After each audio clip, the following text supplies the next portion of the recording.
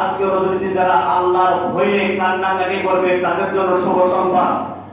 এভাবে 8টি দরজা থেকে ফেরেশতারা পৃথিবীর বান্দাদেরকে শুভ সংবাদ দিতেই আছেন। আজকে রজনীতে যা চাইবে আল্লাহ পাক বান্দার হারাম ব্যতীত আল্লাহ পাক বান্দার সবকিছুকে কবুল করে নেবেন। জোরে বলুন সুবহানাল্লাহ। এই রজনীর ইবাদত কত ফজিলত। আমাদের নবীর আগে বনি ইসরাইলের সর্বশেষ নবী হযরত ঈসা রূহুল্লাহ, তিনি একটি পাহাড় হইতে উঠলেন। ওঠার পরে একটি সাদা রঙের একটা গম্বুজ দেখতে পেলেন। সেটা চতুর্দিকে তিনি আকর্ষণের সাথে তিনি দেখে দেখে ঘুরতেছেন। রব্বে কারীম মুহিবানের ঈসা, এটার ভিতরে কি আছে তুমি কি দেখতে চাও? ঈসা রূহুল্লাহ বলেন, আল্লাহ আমি দেখতে চাই। আল্লাহ পাক যখন অনুমতি দিলেন, সেই গম্বুজ সাথে সাথে বিদীর্ণ হয়ে গেল। সেটা থেকে একজন নূরানী চেহারা বিশিষ্ট মানুষ বের হয়ে আসলো, যার পাশে আঙ্গুর ফলের পোকা। তিনি জিজ্ঞাসা করলেন, তুমি কি এখানে কি জন্যে? বলে, আল্লাহর কাছে ফরিয়াদ করেছিলাম, আল্লাহ এমন একটা নির্জন স্থান আমাকে দাও যেন আমি 24 ঘন্টা তোমার ইবাদতের মাধ্যমে অতিবাহিত করতে পারি। রব্বে করিম আমাকে সেখানে কবুল করেছেন। বলে, তুমি কত বছর ধরে ইবাদত করতেছো? আমি সেটার ভিতরে আজকে 400 বছর ধরে ইবাদত করতেছি। কত বছর? 400 বছর ধরে আমি ইবাদত করতেছি। ঈসা রূহুল্লাহ বলেন, আল্লাহ যেই বান্দা দিন রাত 24 ঘন্টা 24 আওয়ার্স অল টাইম শুধুমাত্র তোমার ইবাদত বন্দেগী করে, এর চাইতে বড় আবেদ ইবাদত বন্দেগীকারী বড় পৃথিবীর জমিনে আর কেউ নাই। আল্লাহ বলে, ঈসা রূহুল্লাহ শুনো, এটা তোমার ধারণা। আমি আল্লাহ পাক আমার আখির জামানার নবীর উম্মতদেরকে এমন একটা মাস দান করেছি, যেটার মাস সঞ্জার নাম শাবান। এই মাসে একটা দান করেছি যেটার নাম লাইলাতুল নিসফি মিন শাবান। শাবান মাসের মধ্য রজনী, পবিত্র শবে বরাত রজনী। এই শবে বরাত রজনীতে যদি আমার হাবিবের কোন উম্মত শুধুমাত্র 2 রাকাত নামাজ আদায় করে, আমি আল্লাহর কাছে ওই বান্দার 400 রাকাতের ইবাদতের চাইতে আমার হাবিবের 2 রাকাত উম্মতের নামাজ আমার কাছে সবচেয়ে বেশি। জোরে বলুন সুবহানাল্লাহ। সম্মানিত হাজির, পাওয়ারফুল নবীর উম্মত, যেমন নবীও পাওয়ারফুল, নবীর উম্মতও পাওয়ারফুল। প্রেসিডেন্টের যারা পিএস থাকে কি বলেন, তাদের পাওয়ার কি কম না বেশি? কথা বলেন। প্রধানমন্ত্রী যারা পিএস থাকে তাদের পাওয়ার কেমন? অনেক বেশি। তো আল্লাহ পাক ঈসা রূহুল্লাহ বলেন, আল্লাহ তাহলে সেই নবী উম্মত হিসাবে আমাকে কবুল করো, সেই নবীর উম্মত হিসাবে আমাকে কবুল করো। আল্লাহ পাক ঈসা রূহুল্লাহকে আসমানে উঠিয়ে নিয়েছেন। কিয়ামতের আগে তিনি আসবেন, 40 বছর জিন্দেগি বন্দেগী করে আমার নবীর রওজা শরীফের পাশে তার দাফন হবে। তখন তিনি আসবেন উম্মত নবী হয়ে নয়, আমার নবীর উম্মত হয়ে। সেই এই রাত্রের 2 রাকাত নামাজের মর্যাদা এতই বেশি, সেই বান্দার 400 রাকাতের ইবাদতের চাইতে উম্মতে মুহাম্মদী এই শবে বরাত রজনীতে 2 রাকাতের মর্যাদা আল্লাহর কাছে 400 বছর ইবাদতের চাইতে বেশি। সুবহানাল্লাহ। সম্মানিত হাজির, এই রাত বিশেষ করে আমরা নফল এশা নামাজ পড়বো, বেতের নামাজ পড়বো, নফল নামাজ তো পড়বো।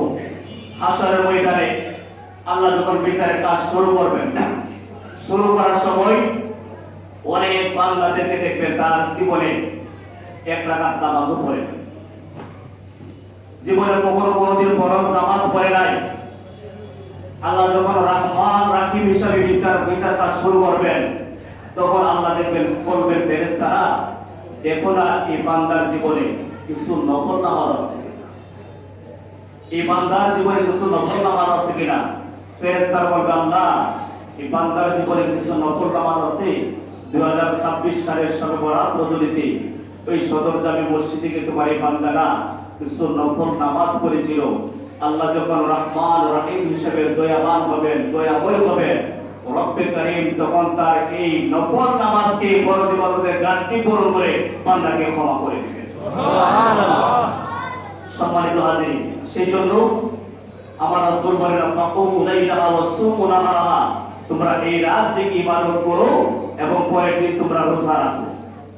আপনারা যারা রোজা রাখতে চান, আমার রাসূল বলেন, আম্মাজান আয়েশা সিদ্দিকা বলেন, আল্লাহ রাসূল এই মাসে শাবান মাসে এত অধিক পরিমাণ রোজা রাখতেন, লাগাতার রোজা রাখতেন, আমরা মনে করতাম রাসূল হয়তো আর রোজা ভাঙবেন না। যখন রাসূল রোজা ভাঙতেন, আমরা মনে করতাম হয়তো রাসূল আর রোজা রাখবেন না। উম্মে সালামা থেকে বর্ণিত, তিনি বলেন, আল্লাহ রাসূলকে শাবান এবং রমজান এই দুই মাস ব্যতীত অন্য কোন মাসে এত অধিক রোজা রাখতে দেখি নাই। সেই জন্য আল্লাহ রাসূল বলেন, ফাকুমু লাইলাহা ওয়া সুমু নাহারহা, তোমরা রাত জেগে ইবাদত করো, পরের দিন তোমরা রোজা রাখো। কেউ যদি তিনটা রোজা রাখতে চাই, আমি বিজয় রোজা হয়ে যাবে। একটা যদি রাখতে চাই হাদিস মোতাবেক আমার নবী, তাহলে আগামীকাল আপনারা একটা রোজা রাখতে পারেন এবং রাখার চেষ্টা করবেন। নফল রোজা হিসেবে আপনারা সেই রোজা আপনারা আদায় করতে পারবেন। বিশেষ করে আমরা এই রাত কি আমরা নফল নামাজের মাধ্যমে, এশা নামাজ পড়ে আমরা নফল নামাজের মাধ্যমে, কোরআন তেলাওয়াতের মাধ্যমে, জিকির আজকারের মাধ্যমে, দুরূদ শরীফের মাধ্যমে, তওবা ইস্তেগফারের মাধ্যমে আমরা এই কাজটাকে অতিবাহিত করার চেষ্টা করব। আমি অনুরোধ করব আপনাদের প্রতি, অনেকে আছেন আপনারা বা যুবক ভাইয়েরা নামাজ শেষে আপনারা হয়তো অনেকে দোকানে চলে যাবেন, আড্ডা দিবেন বা রাস্তাঘাটে ঘোরাফেরা করে আপনারা সময়কে অতিবাহিত করবেন। দেখেন এই রাত বছরে একবার আসে, আগামী বছর আসবে, সেটার গ্যারান্টি আছে। আপনি আমি যে পাবো সেটার কোনো গ্যারান্টি নাই। সেই জন্য আমরা এই রাতটাকে যেন আমরা ইবাদতের মাধ্যমে অতিবাহিত করি। ঘোরাফেরা বেঁচে থাকলে বহুত করতে পারবো, জীবনে বহুত ঘোরাফেরা করেছি, বেঁচে থাকলে সামনে আরো করতে পারবো। আমরা যেন এই রাতটাকে যেন আমরা অবহেলার মাধ্যমে অতিবাহিত না করি। আমরা এশা নামাজ পড়ি, যতটুকু নফল নামাজ পড়বো।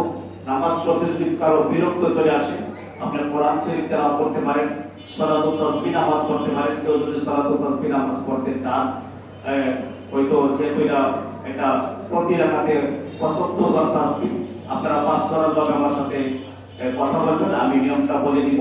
আপনারা যদি কেউ সালাতুত তাসবিহ নামাজ পড়তে চান, আমরা এই সমস্ত ইবাদতের মাধ্যমে, এরপরে আমরা আখির মুনাজাত দিব, বিলাদ কিয়ামের মাধ্যমে, জিকির আজকারের মাধ্যমে, যে কলবের জিকির এতক্ষণ যে করলাম ওয়াজ নসিহত, এরপরে হবে আমাদের দেহের ইবাদত, নামাজ হবে, কোরআন তেলাওয়াত হবে, এরপরে হবে আমাদের কলবের ইবাদত, আমরা জিকির আজকার করব, বিলাদ শরীফের মাধ্যমে, আমরা তাবারক বিতরণের মাধ্যমে ইনশাআল্লাহ আমরা সেই রাতটাকে আমরা অতিবাহিত করার চেষ্টা করব। আখির মুনাজাত পর্যন্ত আমরা থাকার চেষ্টা করব ইনশাআল্লাহ।